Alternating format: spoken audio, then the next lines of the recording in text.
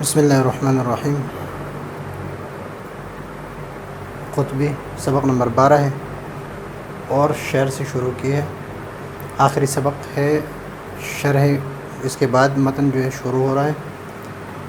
شعر: من قال آمین ابقى اللہ مہجتہ فإن هذا دعاء يشمل البشر فإن وقع في حيز القبول فهو غاية المقصود ونهاية المأمول۔ مأمول اور معمول۔ واللہ تعالی ان یوفقنی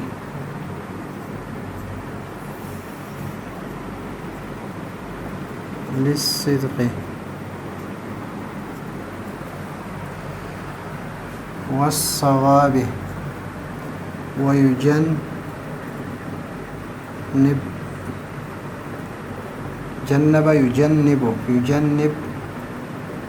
يجنبني أن يوفقني ويجنبني عن الخطأ والاضطراب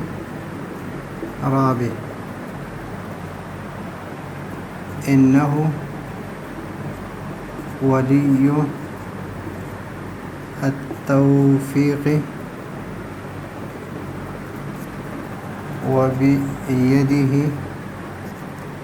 عزيمة التحقيق۔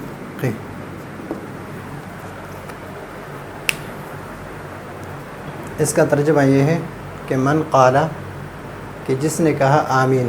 اگر آمین کس نے کہا ان الفاظ پر، اب اللہ تو اللہ تعالیٰ باقی رکھے گا مہجتہ ان کی روح کو، انہیں ان کو زندگی دے گا۔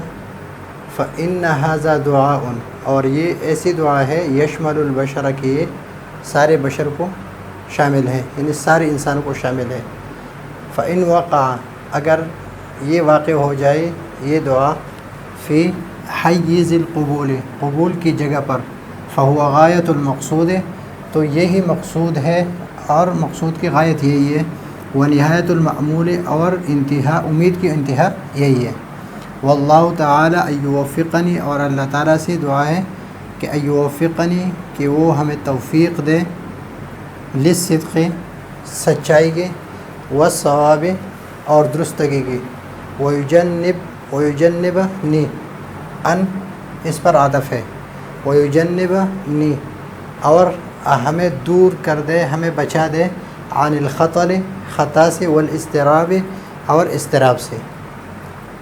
انہ ولی التوفیق، وہ ولی التوفیق، وبیدی، اور اس کے ہاتھ میں عزمت تحقیق کے لگام ہے۔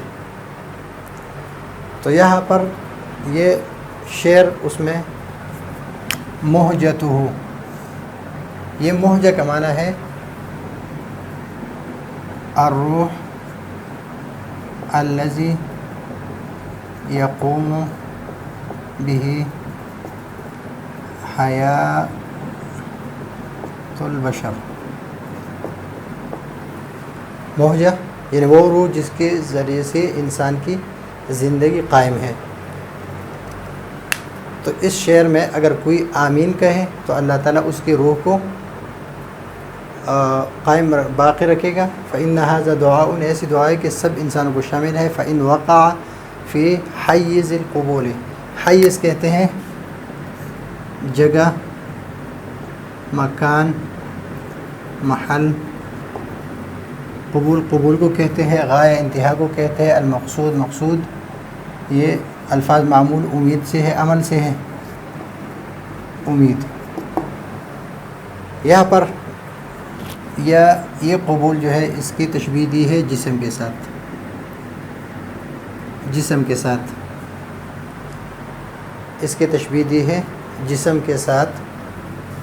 تو جسم اس لیے کہ جگہ کس چیز کے لیے ہوتی ہے؟ جسم کے لیے۔ تو قبول یہ مشبہ ہے اور جسم مشبہ بھی ہے، اور جہاں پر مشبہ ذکر ہو اور مشبہ بھی محذوف ہو تو اس کو کہتے ہیں استعارہ بالکنایہ۔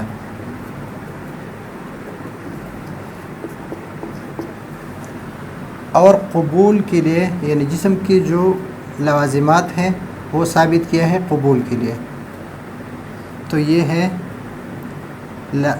لازم ہے کس کے لیے؟ جسم، لازم و جسم، اور اس کو ثابت کیا قبول کے لیے۔ کس کے لیے ثابت کیا؟ قبول کے لیے۔ تو یہ استعارہ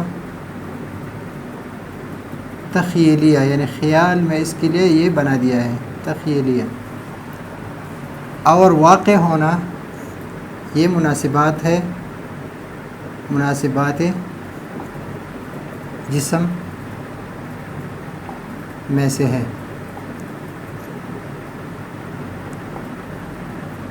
جسم میں سے ہے، تو جب مناسبات ہیں تو مناسبات، اور اس کو ثابت کیا ہے کس کے لیے؟ قبول کے لیے ثابت کیا ہے۔ تو یہاں پر استعارہ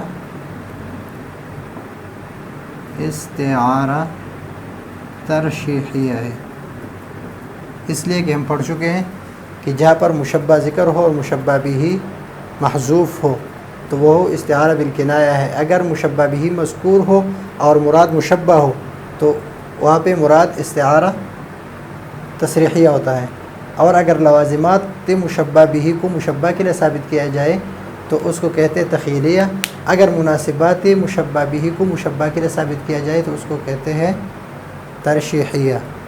پہلا سبق قطبی کا اگر آپ پڑھ لیں دیکھ لیں تو زیادہ بہتر ہوگا۔ یہاں پر اس کا جو فاعل ہے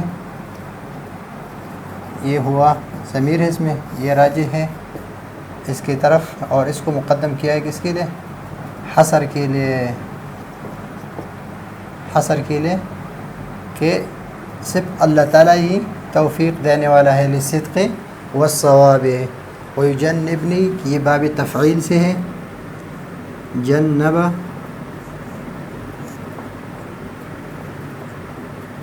جنب معنی ہے ابعد،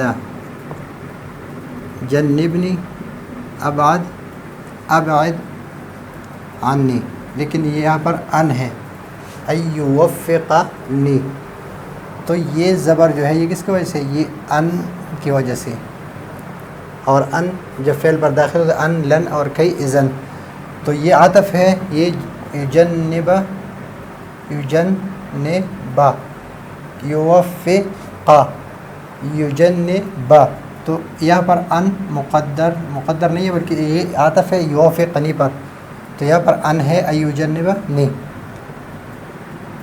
ابعد عنہ۔ اور اس کا ایک معنی اور بھی آتا ہے کہ انقطاع الالبان وقلت، خطل ہے، یہ اضطراب ہے، یہ باب افتعال سے، افتعال سے ہے، اور یہاں پر باب افتعال، تو از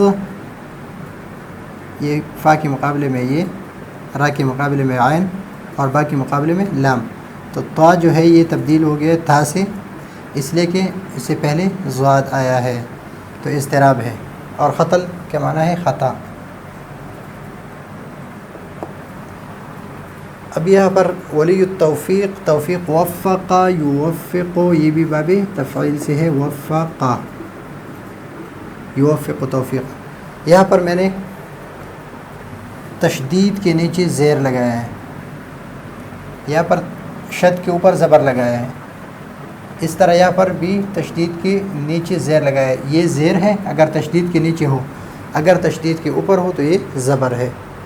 بہت ساری جگہوں پر یہاں پر بھی یوفقنی یا صدق میں بھی تو اس کا خیال رکھیں. وَبِيَدِهِ عَزِمَّةُ التحقیق، تحقیق یہ مشبہ ہے، اس کی تشبیہ دی ہے حیوان کے ساتھ. کسی سے پتہ چلا؟ عزمہ سے. حیوان مشبہ بھی ہے جو محذوف ہے،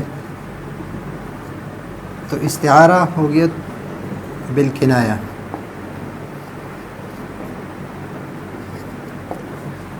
اور عزمہ یہ لوازمات حیوان سے ہے، لوازمات حیوان سے، اور اس کو ثابت کیا ہے تحقیق کے لیے. تو یہاں پر یہ بن گیا تخیلیہ، یعنی خیال میں اس کے لوازم کو اس کے لیے ثابت کیا ہے، تو اس کو کہتے ہیں تخیلیہ. تو یہ ہے استعارہ یہاں پر، اور ایک استعارہ یہاں پر. یہ ہے شارح کا خطبہ یہی تک. اس کے بعد انشاءاللہ متن شروع کریں گے، اور اس میں آگے اسباق آسان ہے، لیکن اس میں سے یہ خطبے، یہ استعارے، یہ مشکل ہے. جب یہ ختم ہو جائیں گے تو انشاءاللہ اسباق کی طرف آئیں گے. تو اسباق بہت آسان ہے انشاءاللہ. اگلے سبق کے لیے اجازت چاہتے ہیں.